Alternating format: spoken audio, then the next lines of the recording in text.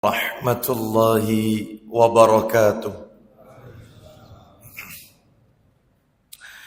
Alhamdulillah alladzi bi ni'matihi tatimmus shalihat wa ashhadu an la ilaha illallah wahdahu la syarika lah وأشهد أن محمدا عبده ورسوله يا أيها الذين آمنوا اتقوا الله حق تقاته ولا تموتن إلا وأنتم مسلمون أما بعد فإن أصدق الحديث كتاب الله وخير الهدي هدي محمد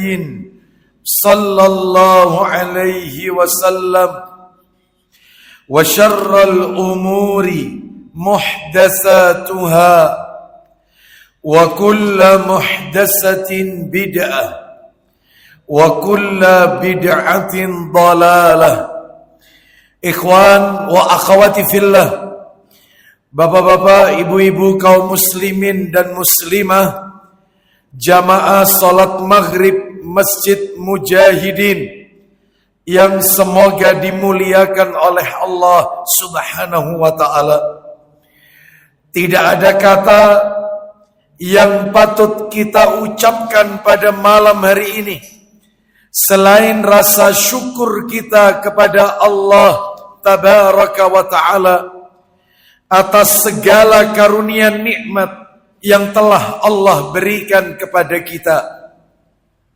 Salah satu di antara sekian banyak kenikmatan-kenikmatan yang Allah berikan kepada kita dan kita rasakan pada malam hari ini adalah Allah subhanahu wa ta'ala memberikan kita kemudahan, kesempatan untuk mengoptimalkan ibadah kepada Allah subhanahu wa ta'ala. Sebagaimana yang kita lakukan pada malam hari ini, diawali dengan salat maghrib berjamaah, dilanjutkan dengan talabul ilmi, menuntut ilmu, dan berakhir dengan melaksanakan salat isya yang dikerjakan secara berjamaah pula. Semoga rangkaian amal-amal ketaatan yang kita lakukan khususnya malam hari ini semuanya diterima dan diridhai oleh Allah subhanahu wa ta'ala. Ummatul Islam, kaum muslimin dan muslimah rahimani wa rahimakumullah, malam hari ini tanpa terasa kita tidak bertemu sekian lama. Nah, terakhir menurut catatan saya memberikan kajian di tanggal 28 April 2025 Masehi.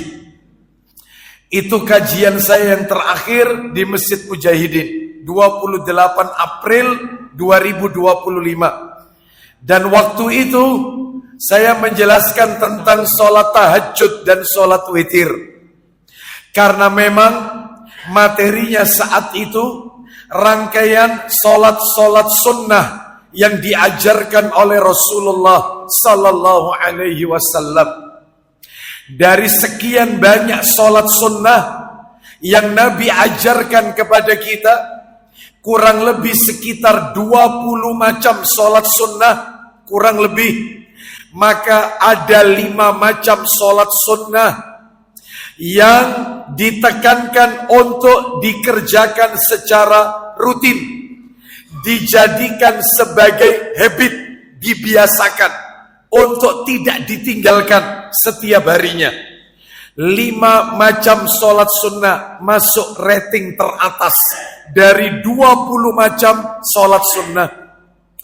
Yang pertama adalah sholat sunnah isyraq syuruk, Yang kedua adalah sholat sunnah duha. Yang ketiga adalah sholat sunnah tahajud.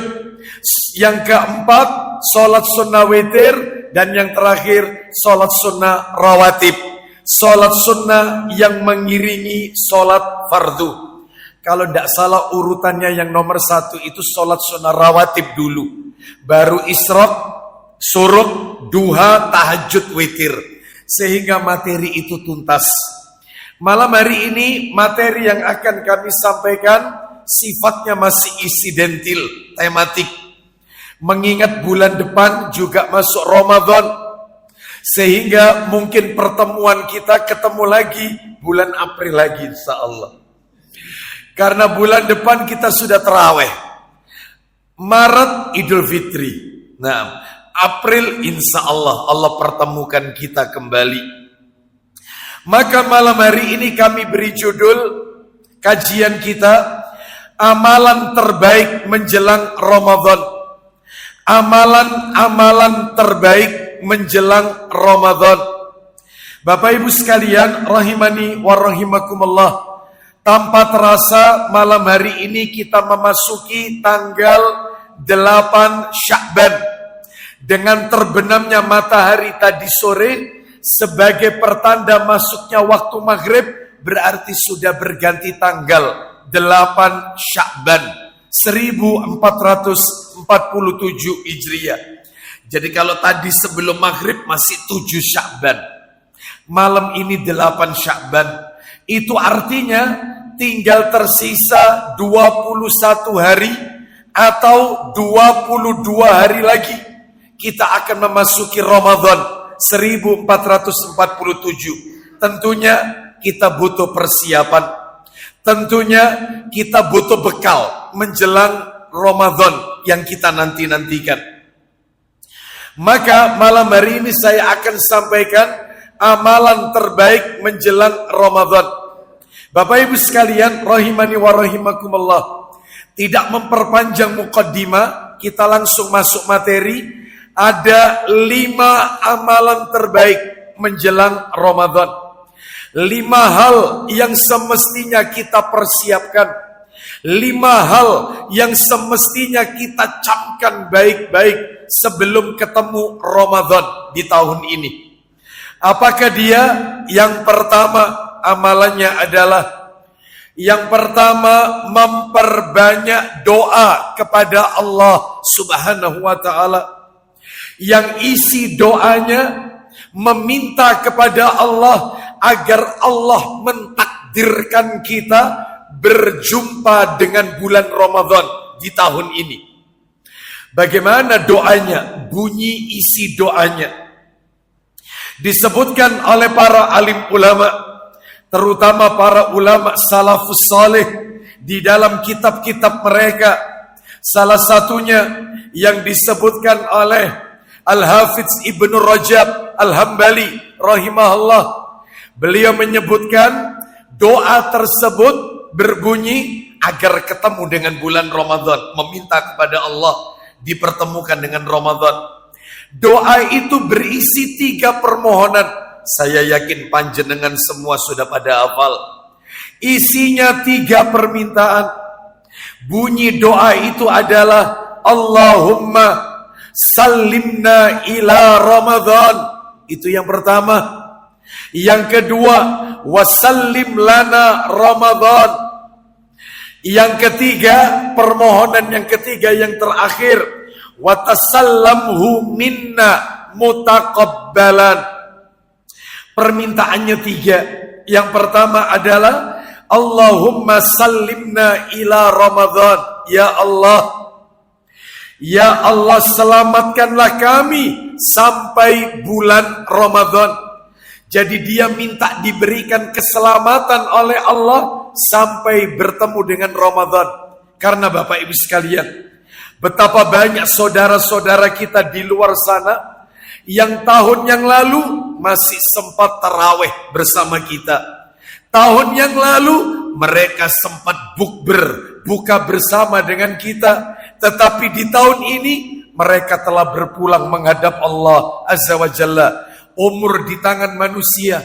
Apalagi Nabi mengatakan dalam riwayat At-Tabrani, inna min amaratis sa'ah an yadhara mautul faja'ah. Sesungguhnya di antara tanda-tanda kiamat itu sudah dekat apabila sudah banyak orang yang mati mendadak, mati tanpa sebab, mati tanpa didahului sebab. Nah, itu kalau menurut medis jantung. Tapi kalau menurut hadis Nabi, maka itu tanda kiamatnya sudah semakin dekat. Sehat walafiat, tidak memiliki riwayat penyakit apapun, nyawanya melayang menghadap Allah Azza wa Jalla. Oleh karena itu, maka permintaan yang pertama, Allahumma sallimna ila Ramadan. Ya Allah, selamatkanlah kami sampai di bulan Ramadan. Yang kedua, permintaan dari doa ini adalah wasallim lana Ramadan, dan berikan kami kesehatan, keselamatan di bulan Ramadan tersebut. Ada orang itu ketika masuk Ramadan jatuh sakit, sehingga Ramadannya tidak optimal. Puasa wajibnya ia tinggalkan, sehingga dia harus mengqadha atau bayar fidyah. Atau bisa jadi mungkin dia melaksanakan puasa Ramadan tapi nggak optimal. Mungkin yaitu dia hanya berpuasa saja, tetapi amalan-amalan yang lain tidak ia lakukan karena faktor kesehatan. Baik, oleh karena itu kita minta sehat, diberi keselamatan oleh Allah di bulan Ramadan tersebut. Dan yang ketiga, isi doa itu adalah watasallamhu minna mutaqabbalan, dan terimalah seluruh amalan-amalan kami di bulan Ramadan tersebut. Ya. Mudah-mudahan doa kita semuanya diijabah oleh Allah Subhanahu wa ta'ala. Saya yakin Bapak Ibu dalam hati pasti bertanya, Ustadz, seberapa penting Ustadz kita itu kok sampai minta kepada Allah dipertemukan dengan Ramadan? Seberapa urgent, seberapa penting ketemu sama Ramadan ini? Oh, penting sekali. Disebutkan di dalam riwayat Ibnu Majah, dalam kitab Sunan Ibnu Majah, bisa dibantu jilid 3, nomornya 3185, Ibnu Majah 3185 nomornya. Itu kalau nomor aslinya beda. Itu nomor cetakan terjemahan. Kalau nomor aslinya 3925.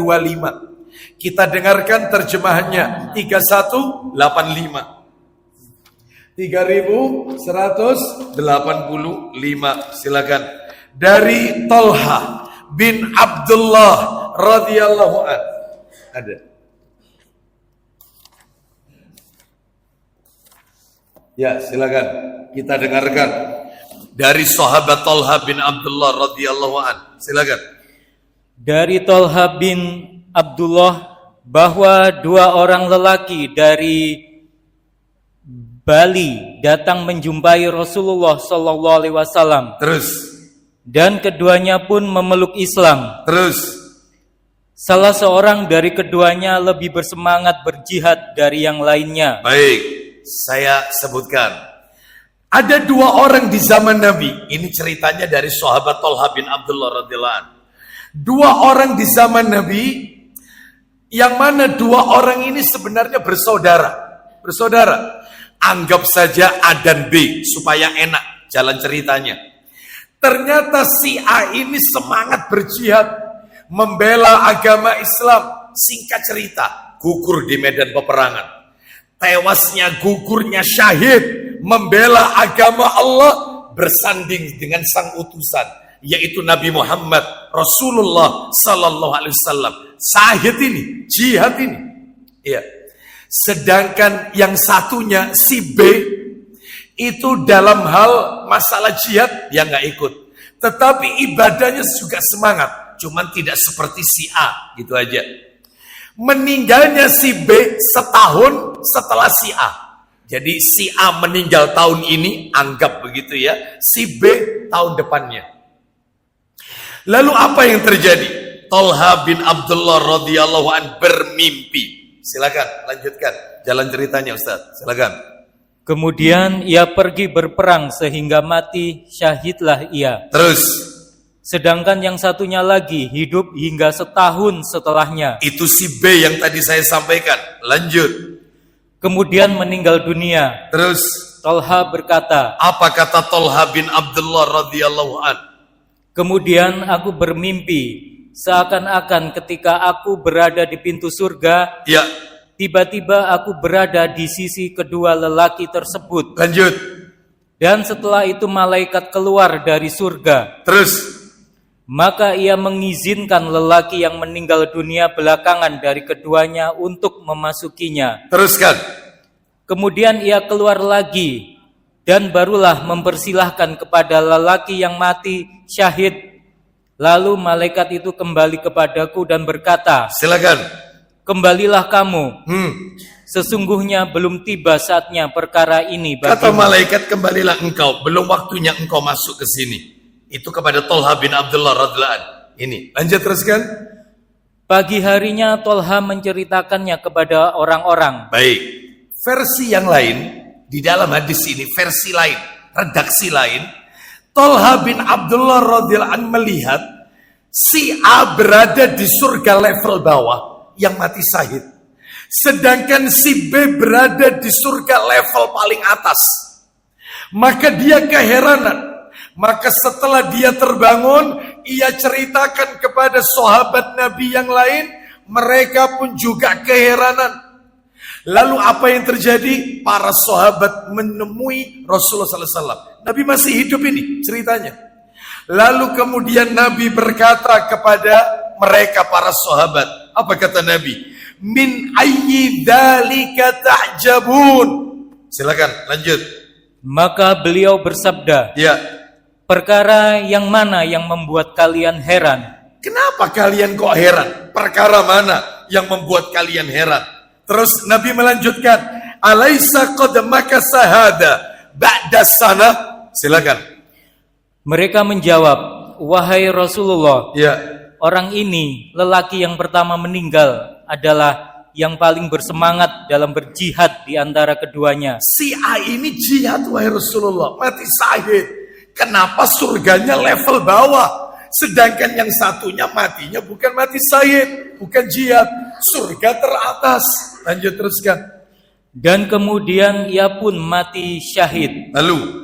Lalu mengapa orang yang lainnya, lelaki yang meninggal belakangan, justru masuk surga lebih dulu darinya? Nah, kenapa kok dimasukkan surga lebih dahulu? Yang mati syahid belakangan. Itu redaksi yang pertama. Redaksi yang kedua, kenapa si B itu surga paling tinggi? Lanjut teruskan.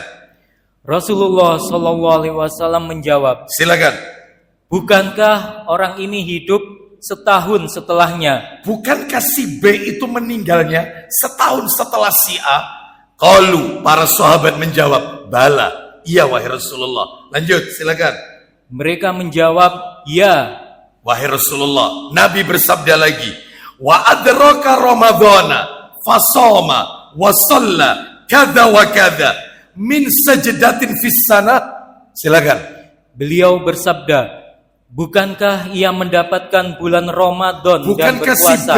Bukankah si B yang meninggal setahun dari si A, dia ketemu sama Ramadan, lalu dia puasa, dia sholat, dia sujud, dia baca Quran, dia melakukan banyak amalan di bulan Ramadan. Sahabat menjawab, bala ya Rasulullah. Saya langsungkan aja ya, saya persingkat, saya bacakan. Maka Rasulullah sallallahu alaihi wasallam bersabda, menutup sabdanya, apa kata Nabi? Fama bainahuma ab'adu mimma bainas samai wal ard. Sungguh sangat jauh perbedaan mereka berdua dalam hal kebaikan, bagaikan antara langit dengan bumi. Ini menunjukkan orang yang bertemu dengan bulan Ramadan memiliki kenikmatan yang luar biasa. Makanya kita meminta kepada Allah agar Allah senantiasa mentakdirkan kita berjumpa dengan bulan Ramadan. Tanamkan dalam hati kita senang semakin dekat dengan bulan Ramadan. Baik, itu amalan yang pertama Bapak Ibu ya. Kan ada 5 amalan. 5 amalan terbaik menjelang Ramadan. Yang pertama doa, memperbanyak doa. Terus minta kepada Allah Azza wa Jalla. Ya terus minta, karena kita tidak tahu umur kita. Yang tahu hanya Allah Azza wa Jalla. Ya. Ini yang nomor 1. Nomor 2. Yang nomor 2 adalah, nah ini, nomor 2 ini jangan disepelekan. Nomor 2 ini jangan pernah diremehkan. Apa itu?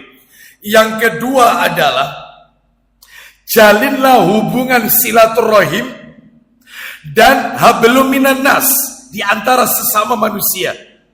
Lu kaitannya sama materi kita, amalan terbaik menjelang Ramadan apa? Kok ujuk-ujuk tiba-tiba disuruh menjalin silaturahim dan menjalin hablum minan nas, hubungan baik dengan sesama manusia? Maka korelasinya tak kasih 2 dalil. 2 dalil. Apa itu dalilnya? Dalil pertama, minta tolong Sahih Targhib wa Tarhibnya. Jilid 5 Ustaz. Jilid 5. Sahih Targhib wa Tarhib jilid 5. Nomornya awal-awal 2538. 2538. Jilid 5. Baik, kita dengarkan. Bersumber dari sahabat Abu Hurairah radhiyallahu an. Ia berkata, Rasulullah sallallahu alaihi wasallam, beliau bersabda, silakan. Dari Abu Hurairah radhiyallahu an, ia menuturkan, ya, saya telah mendengar Rasulullah sallallahu alaihi wasallam bersabda, Inna a'mala bani Adam tu'radu kulla khamisin lailatal jumu'ah fala yuqbalu amalu qati'ir rahim. Silakan.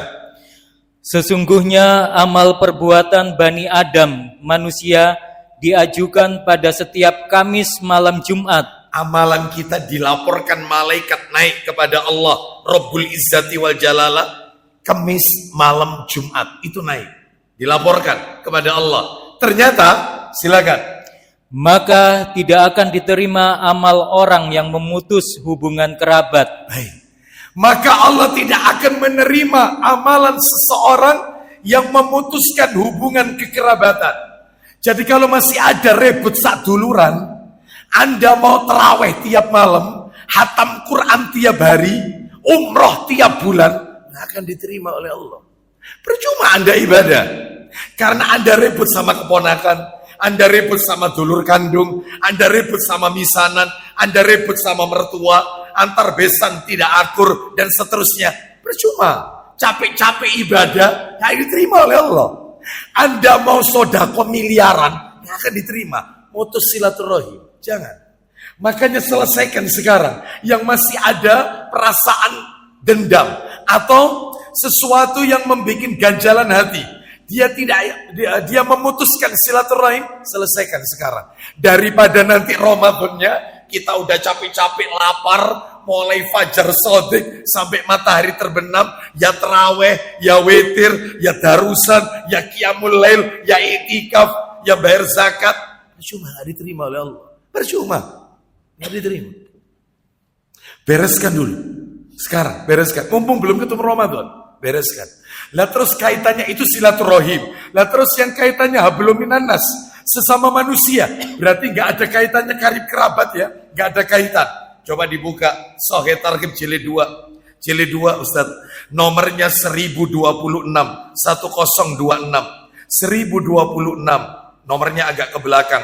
Dari Mu'adz bin Jabal radhiyallahu an, ia berkata, Rasulullah sallallahu alaihi wasallam, beliau bersabda, yattali'ullahu ila jami'i khalqihi lailatan nisfi min Sya'ban fayaghfiru li jami'i khalqihi illa li musyrikin au musyahinin. Silakan. Dari Mu'adz bin Jabal radhiyallahu an, dari Nabi sallallahu alaihi wasallam, beliau bersabda, isinya, Allah menengok kepada seluruh makhluknya pada malam nisfu Sya'ban. Allah melihat seluruh hamba-hambanya saat malam nisfu Sya'ban. Loh memang ada Ustaz dalilnya. Ya ini dalilnya. Nisfu Sya'ban. Ya cuman ini tau. Hanya ini aja. Nisfu Sya'ban. Ini keistimewaan malam nisfu Sya'ban. Nisfu separuh. Sya'ban bulan Sya'ban. Nisfu Sya'ban separuh dari bulan Sya'ban. Berarti tengah-tengahnya. Tanggal berapa itu Ustaz? Kalau tidak salah saya lihat kalender itu nanti tanggal 2 Februari. Itu malamnya. Itu Senin malam Selasa. Itu persis 2 Februari tepat 14 Sya'ban. Berarti malamnya malam 15 Sya'ban. Malam nisfu Sya'ban. Allah melihat seluruh hambanya. Bukan hanya itu. Lanjut Ustaz, silakan. Maka dia mengampuni semua makhluk hambanya. Mudah-mudahan kita termasuk diampuni oleh Allah Azza wa Jalla. Allah ampuni malam itu semua dosa hambanya. Allah turunkan maghfirah. Kecuali 2 orang. 2 orang.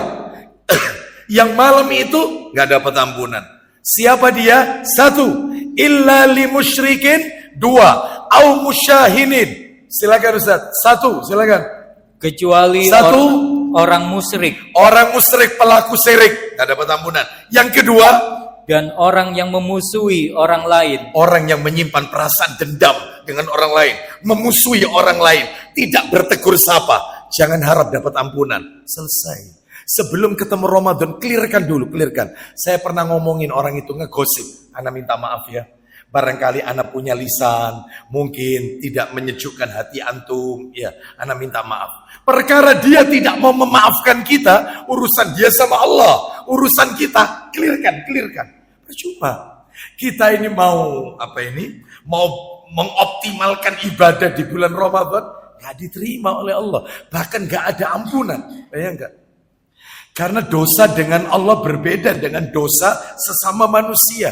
Orang berdosa yang kaitannya hablum minallah, orang meninggalkan sholat, orang meninggalkan kewajiban yang telah Allah tetapkan, istighfar, minta ampun, sholat sunat taubat. Allah Maha menerima taubat, kelar. Tapi dosa dengan sesama manusia gak bisa. Cukup dihapus dengan istighfar, gak bisa. Nyuri sandalnya orang Jumatan, sandal diambil dimasukkan dompetnya, sandalnya dimasukkan dompetnya. Lalu kemudian dia berdoa, ya Rob, ampuni dosa-dosaku ya Allah, ampuni ya Allah. Gak bisa. Kembalikan dulu sandalnya orang, baru Anda minta ampun. Gak bisa. Anda nyakiti hati orang, lalu ampuni dosa-dosa hamba ya Allah. Hamba berjanji tidak akan mengulangi. Gak bisa.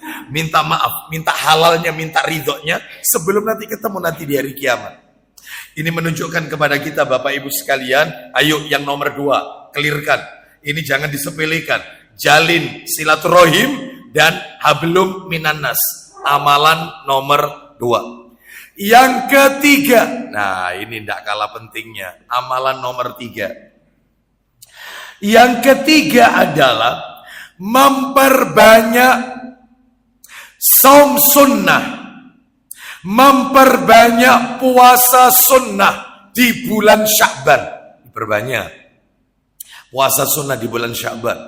Mana dalilnya? Dalil. Coba minta tolong dibantu. Sahih Targhib wa Tarhib jilidnya tetap 2, nomornya 1022, 1022. Nah, coba minta tolong dari Usama bin Zaid, betul ya? Usama bin Zaid. Betul, Usama bin Zaid. Silakan, tafadhol, baca. Dari Usama bin Zaid radhiyallahu an dia berkata, Aku berkata, baik. Aku berkata kepada Rasulullah, ya Rasulullah, lam araka tasumu min syahrin minasyuhuri ma tasumu min Sya'ban. Silakan. Ya Rasulullah, aku tidak melihatmu banyak berpuasa sunnah di 1 bulan seperti engkau berpuasa di bulan Sya'ban. Pertanyaannya simpel. Wahai Rasulullah, aku tidak pernah melihat engkau berpuasa paling banyak dalam 1 bulan kecuali puasamu di bulan Sya'ban. Seakan-akan pertanyaannya, why? Limada? Kenapa? Kenapa kalau sudah Sya'ban engkau mengoptimalkan puasa sunnah dibanding puasa bulan-bulan yang lain? Bapak Ibu tahu jawaban Nabi? Ada 3 jawaban Nabi. Yang pertama jawaban Nabi adalah dzalika syahrun turfa'u fihil a'malu ila dzalika syahrun yaghfulun nasu anhu baina Rajab wa Ramadan. Itu dulu jawaban Nabi. Silakan alasan Nabi memperbanyak puasa sunnah di bulan Sya'ban. Satu, Beliau menjawab, itu adalah bulan yang dilalaikan oleh manusia yang di antara Rajab dan Ramadan. bulan Sya'ban itu bulan yang sering dilalaikan manusia, bulan yang dilupakan manusia. Letaknya antara Rajab dengan Ramadan. Seakan-akan Nabi hendak memberitahukan kita, orang itu kalau sudah memasuki Rajab mengoptimalkan ibadah. Sampai di masyarakat kita ada istilah rejepan, poso rejeb dan seterusnya. Saya nggak bahas itu ya, kita lewati aja. Ada juga apalagi Ramadan. Banyak aktivitas ibadah. Mulai dari baca Quran, taraweh, witir, lalu buka bersama, zakat fitrah atau zakat fitri. Lalu banyak sekali Ramadan. Sya'ban sepi. Sehingga banyak manusia yang melalaikan bulan Sya'ban. Nah terus maksudnya apa? Korelasinya. Gini Pak, gini Bu, mohon maaf ini. Nabi menyuruh kita untuk menghidup-hidupkan bulan Sya'ban yang sering dilalaikan oleh manusia. Kenapa?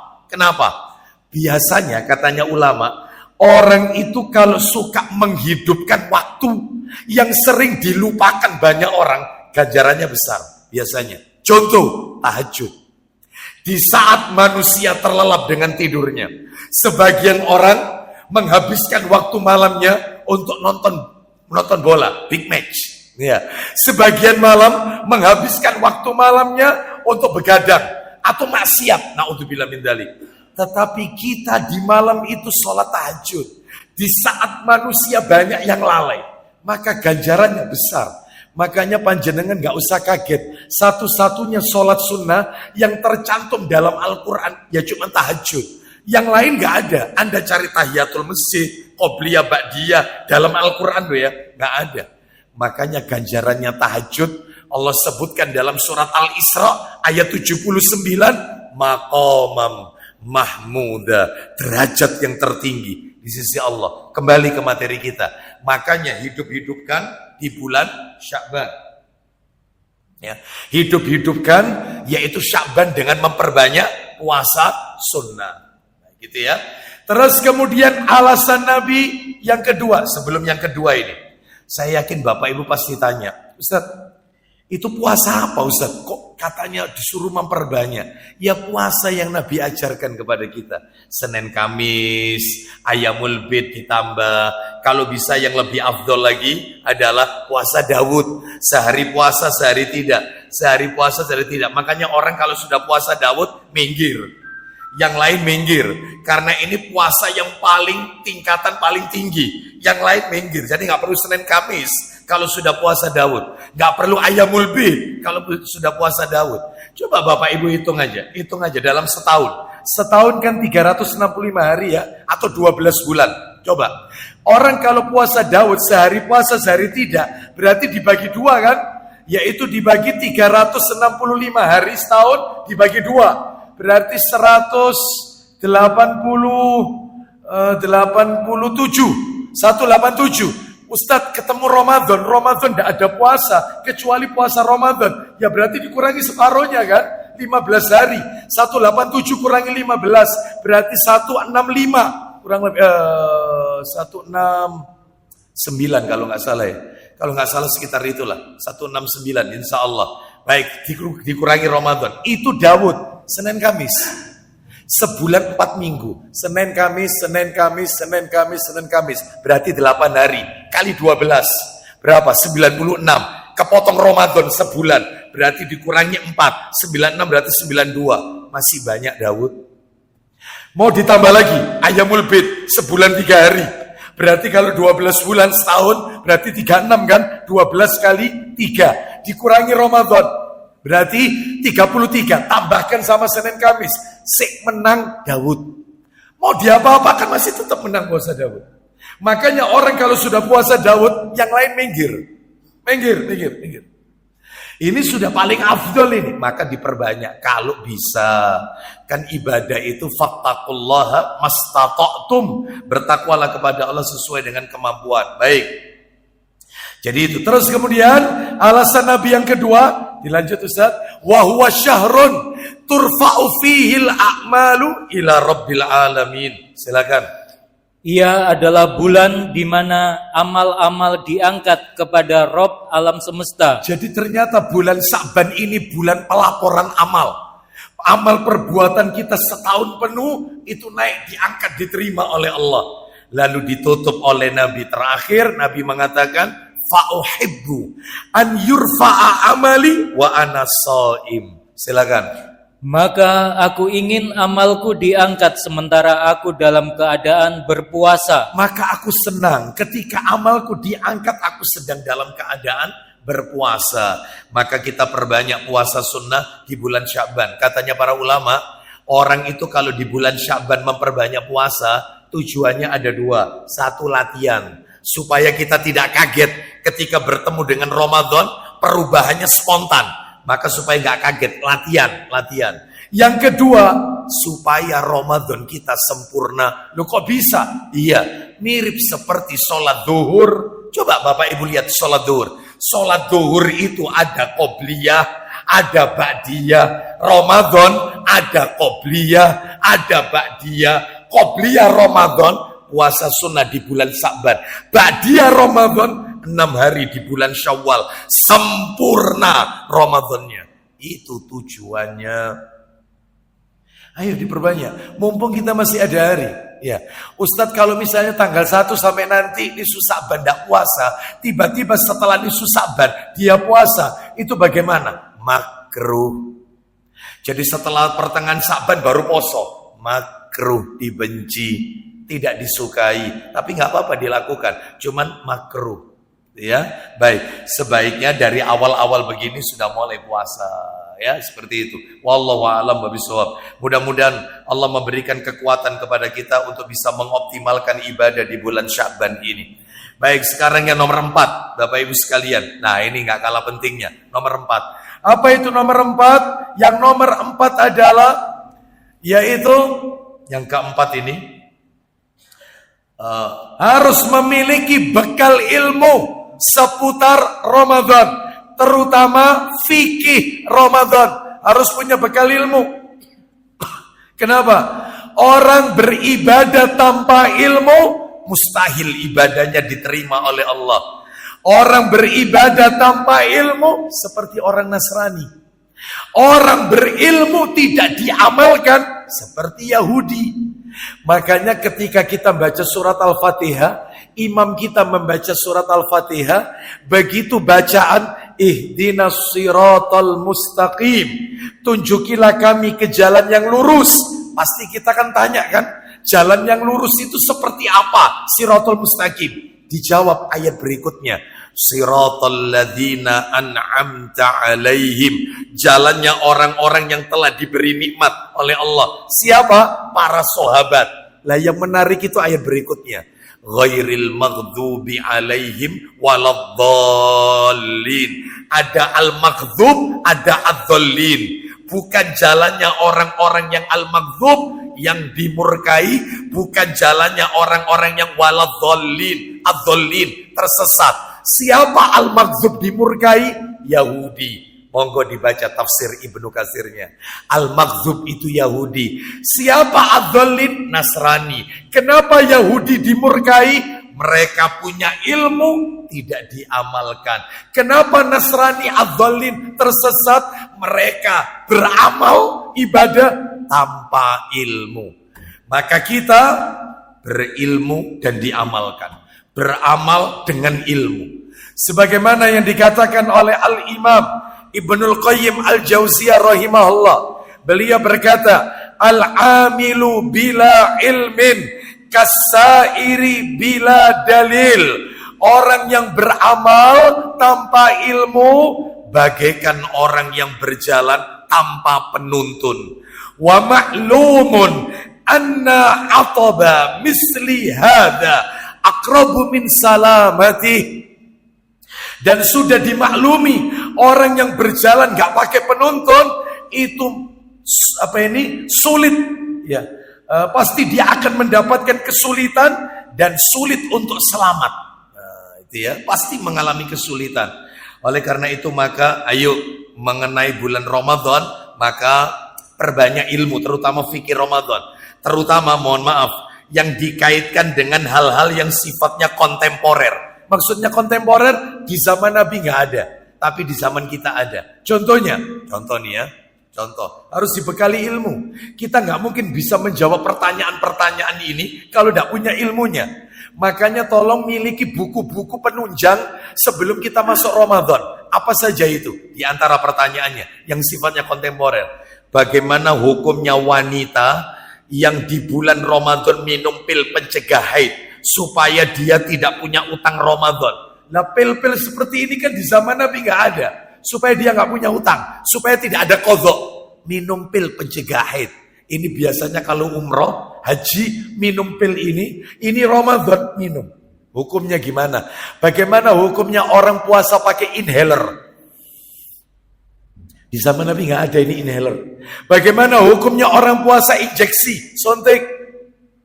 Sedangkan yang disontek itu bukan vitamin, bukan suplemen makanan, murni obat, batal atau tidak? Bagaimana hukumnya orang puasa pakai insulin? Kena diabetes harus insulinan terus. Bagaimana? Batal atau tidak? Karena di zaman Nabi nggak ada ini, harus dijawab ini. Bagaimana hukumnya orang yang berpuasa itu memakai obat tetes telinga, obat tetes mata, obat tetes hidung?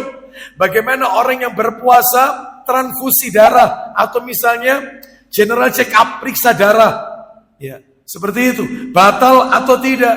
Bagaimana hukumnya orang puasa diinfus cairan yang masuk bukan suplemen makanan, tapi murni obat? Ini semuanya gak ada semua di zaman Nabi. Bagaimana hukumnya orang puasa yang ketika puasa gak lihat matahari, Eskimo, malam terus gak ada matahari, ya apa puasanya? Bagaimana hukumnya orang puasa yang siangnya lebih lama daripada malamnya di negara-negara Eropa? Saya nggak tahu ya bagian mana ya. Yang jelas siangnya lebih lama, malamnya cuma 4 jam, sisanya siang. Baru buka ketemu matahari lagi. Ya apa ini? Ya apa hukumnya? Wih, ya. Jadi ini semua harus dijawab dengan ilmu. Ya. Kalau tidak punya ilmunya, nggak bisa. Makanya saya tadi katakan apa? Miliki bekal ilmu seputar bulan Ramadan. Insya Allah nanti jika kajian ini selesai, saya akan kirimkan PDF-nya ke Takmir Masjid Mujahidin. Materi ini dan fikih-fikih Ramadan yang ditulis oleh guru-guru kita, ya, yang ditulis oleh guru-guru kita. Naam, itu termasuk salah satunya adalah panduan Ramadan, ya di bulan Ramadan, panduan puasa di bulan Ramadan. Kalau nggak salah ditulis oleh Ustadz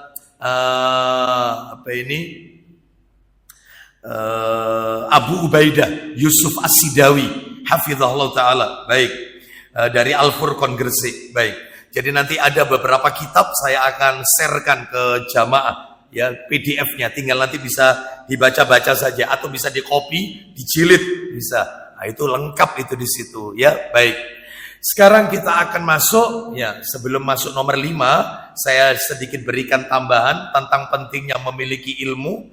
Nabi SAW beliau pernah bersabda riwayat At-Tabrani. Apa kata Nabi? Bahkan ada dalam Sahih Targhib wa Tarhib, nanti dicek sendiri. Nomor 81, jilid 1, nomor 81. Apa kata Nabi? Fadlul ilmi khairun min fadlil ibadah. Keutamaan ilmu itu lebih baik daripada keutamaan ibadah. Orang yang berilmu lebih baik daripada ahli ibadah dan seterusnya. Baik, itu yang nomor 4. Yang nomor 5, Bapak Ibu sekalian, ini belum masuk Isya ya? Belum, tinggal berapa menit? Isya di sini kok lama ya? Setahu saya di sepanjang itu sebentar ya. Masih ada waktu ya? Nomor 5. Yang nomor 5. Sebelum memasuki Ramadan, amalan terbaik adalah mempersiapkan target. Sifatnya teknis tetapi menentukan. Mempersiapkan target. Persiapan perencanaan target. Memang sifatnya teknis tapi menentukan. Orang yang tidak ada persiapan sebelum masuk Ramadan, terutama target-target, maka jangan harap Ramadannya akan berhasil. Pasti gagal total. Saya juga heran, kalau ada orang itu masalah duniawi, itu sudah targetnya sudah disiapin dari awal. Saya nanti Ustadz, ini seorang anak muda, saya nanti Ustadz pengennya itu menikah umur 25-26 Ustadz. Terus nanti saya Ustadz itu sudah masuk range saya Ustadz, umur 30 saya harus punya paling tidak rumah Ustadz, meskipun itu sederhana. Terus nanti umur 35 atau 34 saya harus punya mobil Ustadz untuk keluarga saya. Nanti umur sekian saya berangkat haji Ustadz. Allahu Akbar. Ya, jadi masalah dunia tadi, rumah, mobil dan seterusnya itu sudah ditulis. Kenapa ketika, saya lanjutkan dikit ya. Kenapa ketika Ramadan kau tidak ada persiapan? Mestinya ditulis. Ramadan tahun ini minimal hatam Quran 3 kali. Minimal. 2. Ramadan tahun ini terawih Masjid Mujahidin. 3. Qiyamul Lail di masjid titik. Entah mana. Itikaf di masjid titik. Ramadan tahun ini tiap hari ngirim 3 nasi bungkus ke Masjid Mujahidin. Minimal 3 bungkus. Ramadan tulis mulai sekarang. Sehingga masuk Ramadan tinggal checklist. Red. Oh ini sudah. Sering. Selama tidak ada perencanaan target, jangan harap sukses Ramadannya. Gagal total. Begitu masuk Ramadan, aku lapo ya maring ini ya. Maca Quran. Kok anu ya, maca Quran kok agak bosan, kok anu ya. Karena nggak ada target. Dan tidak dibiasakan sejak Sa'ban baca Al-Quran. Giliran Ramadan, maka malas baca Al-Quran. Ya. Oleh karena itu, maka ayo kita lebih semangat lagi dalam mendekatkan diri kepada Allah Subhanahu wa Ta'ala. Baik, sisanya akan saya lanjutkan sedikit setelah kumandang adzan Isya. Kami skors dulu. Wassallallahu ala nabiyyina wa ala alihi washabihi wasallam. Silakan.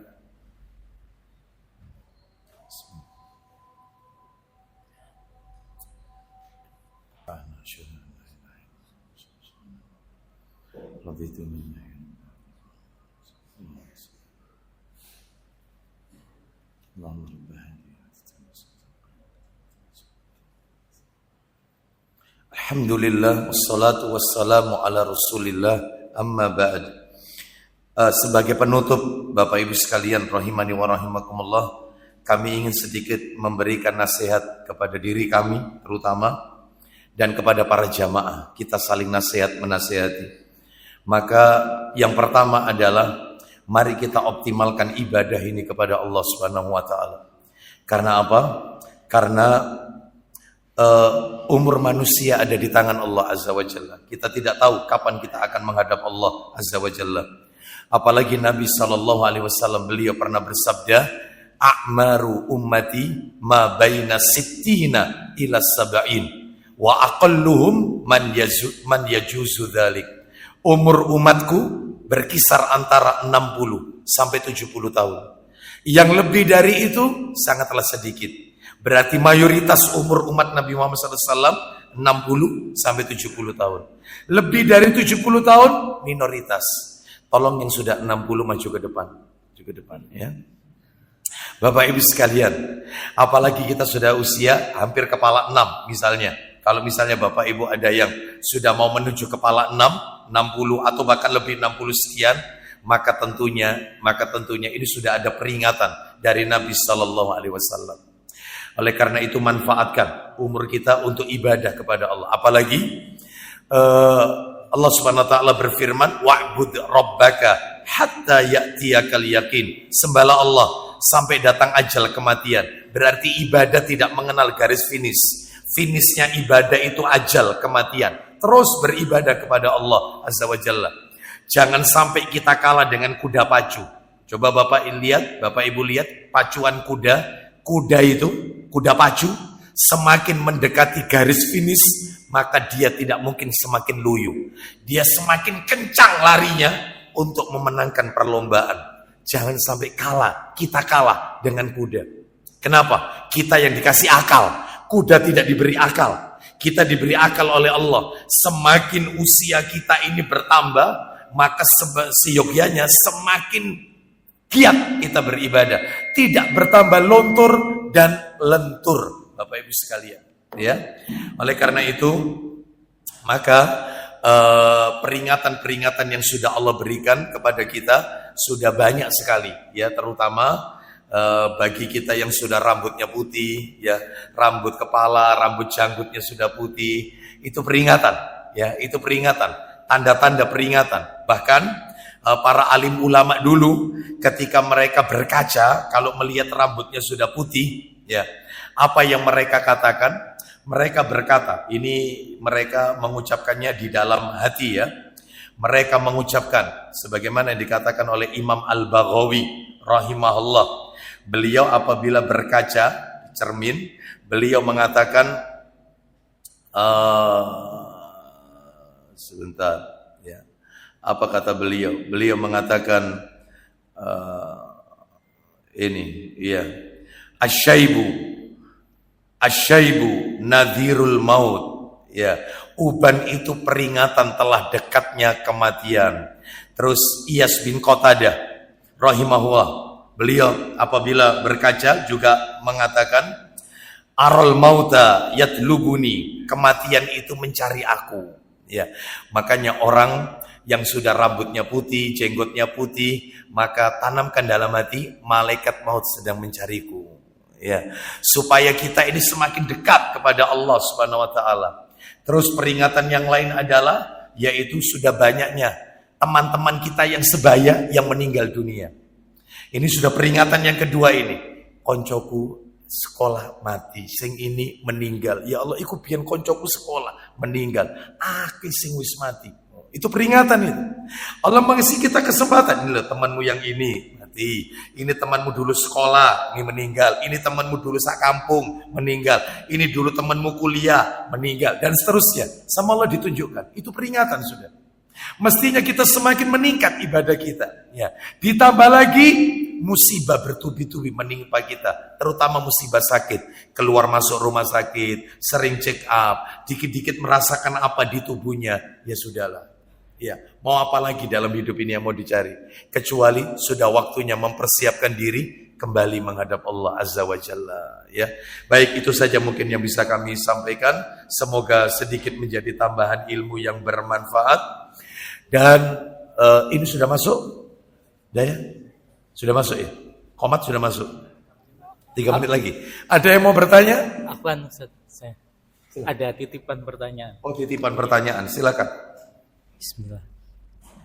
Afwan Ustadz, ini ada pertanyaan dari Akhwat. Apakah di masa iddah seorang wanita boleh ikut sholat id di lapangan? Naam. Barakallahu fiki. Seorang wanita bertanya, Akhwat bertanya, apakah ketika masa iddah dia boleh ikut sholat id di tanah lapang? Maka dalam hal ini wanita iddah hukum asalnya dia tidak boleh keluar rumah. Dia tidak boleh berhias, dia tidak boleh memakai wangi-wangian. Dia harus tetap tinggal di rumah di mana saat suaminya meninggal. Ya. Terus kemudian dia juga tidak boleh menemui laki-laki yang bukan mahram. Nah, seperti itu. Itu hukum asal, hukum asal. Keadaan ini bisa berubah karena uzur. Apa uzurnya? 1, wanita bekerja. Dia tidak ada yang memberikan nafkah kecuali dia harus keluar rumah untuk memberi makan anak-anaknya. Keluarganya sudah tidak peduli lagi sehingga dia harus bekerja. Nah, berarti keluar rumah boleh. Itu pun jam berapa kerja, pulang jam berapa, kembali. Jadi dia tidak kemana-mana, hanya bekerja. Boleh bekerja, memenuhi nafkah pokok, kebutuhan pokok. Yang kedua yaitu pindah tempat tinggal. Karena dia kalau tinggal di rumah suaminya saat meninggal, maka dia semakin sedih. Bahkan tidak ada temannya, dia kepingin hiburan. Sehingga dalam hal ini dia pindah ke rumah anaknya. Sedangkan rumah anaknya di luar kota. Apa-apa, boleh ini, boleh. Selama di rumah anak tersebut, dia tidak kemana-mana, tetap di dalam rumah. Tapi dia terhibur dengan lihat cucunya, lihat anaknya, terhibur. Daripada dia sendirian di tempat musibah suaminya meninggal. Nah itu ya, itu boleh. Uzur itu uzur. Yang ketiga, wanita sholat berjamaah ke masjid. Bagaimana? Atau ke tanah lapang. maka dalam hal ini seyogyanya menahan diri. Seyogyanya dia sholat di rumah, sholat id di rumah. Sholat id di rumah. Sholat berjamaah di masjid juga dilakukan di rumah saja. Takziah tidak perlu, di rumah dulu sampai idahnya selesai. Nuntut ilmu bisa lewat online, bisa. Tidak harus offline datang, cukup di rumah. Itu wallahu a'lam bishawab. Setahu saya keringanan cuman itu saja. Sehingga kalau tadi pertanyaannya sholat ke tanah lapang sebaiknya tidak dilakukan, tapi di rumah saja. Boleh Ustaz sholat id di rumah. Buktinya waktu COVID kita sholat id di rumah kok. Corona sholat id di rumah kita. Ya, seperti itu bisa, nggak apa-apa ya. Wallahu a'lam bishawab. Ya, demikian. Ada lagi? Tidak ada. Kita tutup dengan kafaratul majelis. Semoga Allah meridhai semua amal ibadah kita. Semoga Allah mempertemukan kita dengan Ramadan di tahun ini. Semoga Ramadan di tahun ini bukanlah Ramadan yang terakhir bagi kita, tetapi Allah masih memberikan kesempatan kepada kita untuk menikmati indahnya Lailatul Qadar di masa-masa yang akan datang. Wassallallahu ala nabiyyina wa ala alihi washabihi wasallam. Subhanakallahumma wa bihamdika asyhadu an la ilaha illa anta astaghfiruka wa atubu ilaik. Wa akhiru da'wana anil hamdulillahi rabbil alamin. Assalamualaikum warahmatullahi wabarakatuh.